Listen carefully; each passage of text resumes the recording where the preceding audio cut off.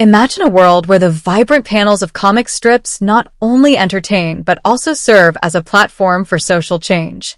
In the heart of the 20th century, amid the turbulence of the civil rights movement, two iconic comic strips took bold steps to introduce Black characters into their beloved worlds. Today, we're going to explore this pivotal moment in history.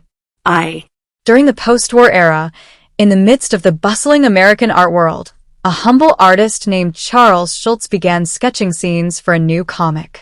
In this imaginative world, children spoke profound truths, and the simplicity of comic strips reflected the complexities of the real world.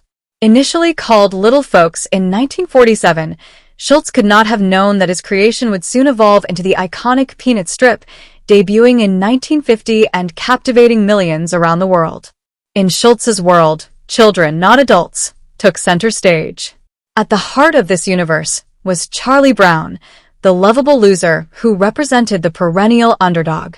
His struggles with flying kites, his unrequited love for the little red-haired girl, and his role as the world's most discouraged baseball manager reflected universal insecurities and unspoken disappointments. What made Charlie Brown truly special was his resilience. No matter the setback, he never gave up.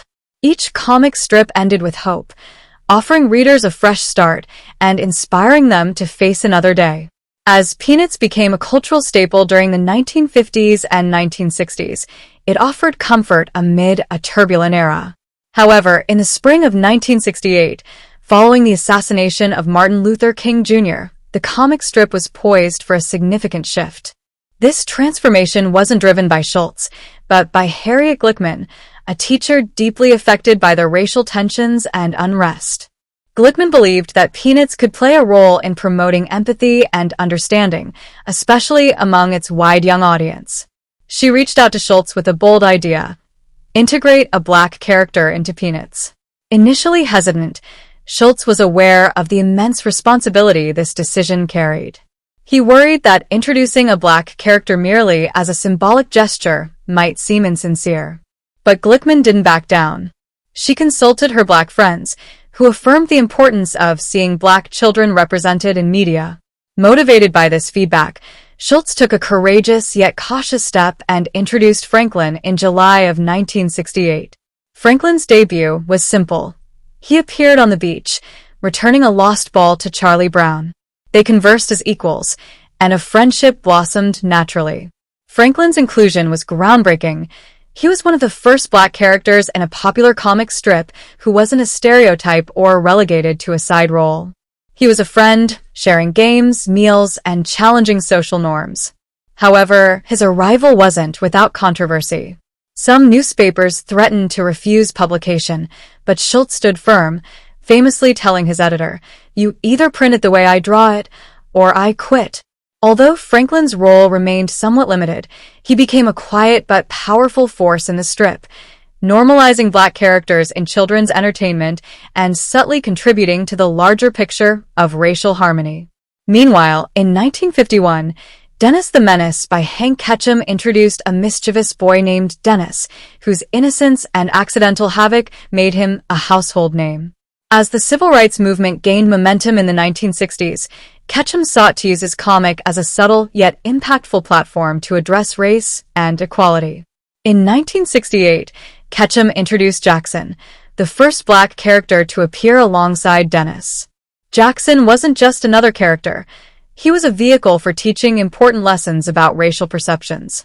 In a memorable scene, Dennis misunderstood a race as a simple speed contest, rather than an issue of race. This was intended to show that children, in their purity, see beyond the racial divisions that often blind adults. While this idea seemed noble in theory, it was controversial in execution. Jackson's portrayal echoed older, derogatory depictions of Black people, and many saw it as a reinforcement of harmful stereotypes. The backlash was swift and intense. Cities like Detroit, St. Louis, and Little Rock saw protests, with rocks and bottles thrown at newspaper delivery boys. Ketchum, devastated by the response, tried to clarify his intentions, emphasizing that Jackson was never meant to insult anyone. Realizing the damage had been done, Ketchum retired Jackson from the strip.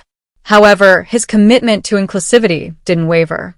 In 1970, Ketchum released a Dennis the Menace comic book, Dennis in the Caribbean, where Dennis interacts positively with people of color.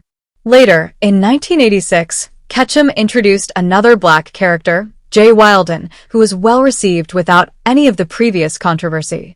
This character was crafted without stereotypes and embraced as just another friend of Dennis, reflecting the evolution of Ketchum's understanding of race. Both Charles Schulz and Hank Ketchum used their comic strips to challenge racial injustice. Franklin and Jackson were more than just characters. They sparked conversations about race, equality, and the power of media to shape cultural perceptions. These simple sketches paved the way for greater inclusivity, proving that the most ordinary drawings can forge powerful pathways to understanding and change.